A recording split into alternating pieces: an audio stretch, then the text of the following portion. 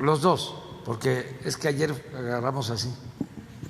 Gracias, buenos días, presidente. Arturo Pavón del Chapucero Network con Nacho Rodríguez. Preguntarle al doctor Gatell si a partir de que venga ya la vacuna generalizada, se espera que entonces el 80% después de vacunar al 20%, el 80% se disminuya la letalidad. Preguntarle si va a haber una elevación de la barra para designar los semáforos en rojo. Por ejemplo, vemos que hay un límite del 80% de ocupación de hospitalizaciones. ¿Se bajaría esa barra para obligar o para ser un poquito más concisos?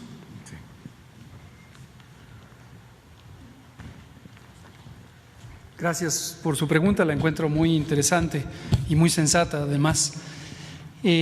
La vacuna, o en general las vacunas, tienen distintos propósitos, como ya comentábamos, y también distintos tamaños del efecto que tienen en cada propósito.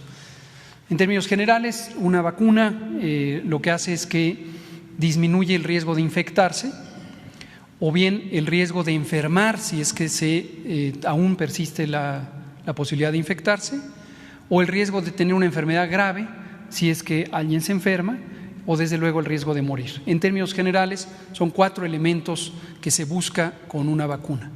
Cuando existe un fenómeno social, como es una epidemia, sobre todo de esta magnitud, los efectos individuales a su vez resultan en efectos colectivos, en efectos sociales.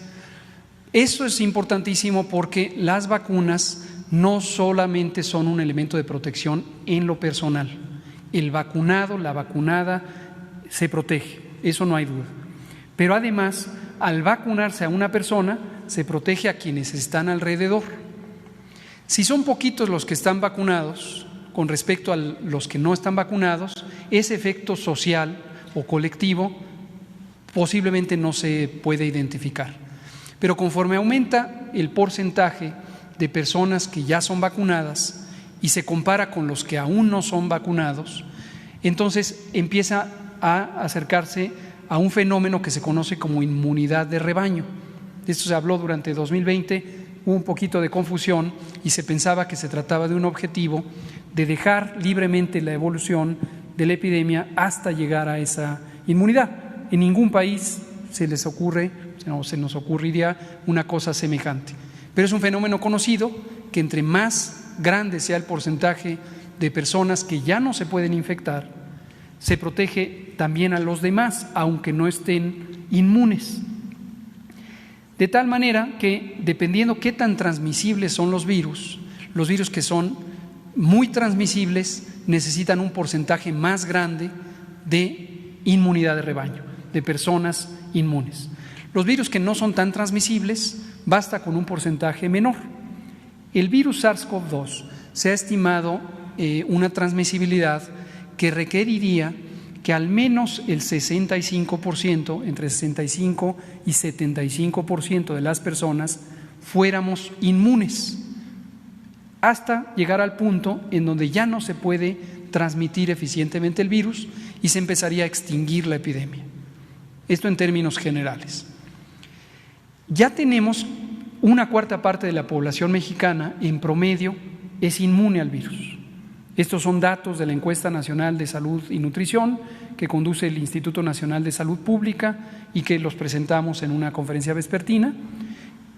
En el periodo que se colectó la información y la sangre de los sujetos de la encuesta, que fue entre agosto y octubre, se hizo el análisis y en ese tiempo ya había una cuarta parte, 25% de personas inmunes. Entonces nos falta un 50%. En teoría de cobertura, si llegamos a ese punto, empezaría a extinguirse la epidemia. Desde luego no es que hasta llegar a ese punto ya empiece a extinguirse, sino conforme se avanza, empieza a reducirse la eficiencia de transmisión. Y termino abordando directamente su pregunta y se la vuelvo a agradecer. Esto implica que los distintos indicadores de monitoreo de la epidemia que se condensan en el semáforo necesitan ser replanteados, porque no es lo mismo una epidemia sin una intervención tan poderosa como la vacuna, como el manejo de una epidemia cuando ya se tiene la vacuna. Gracias por el planteamiento.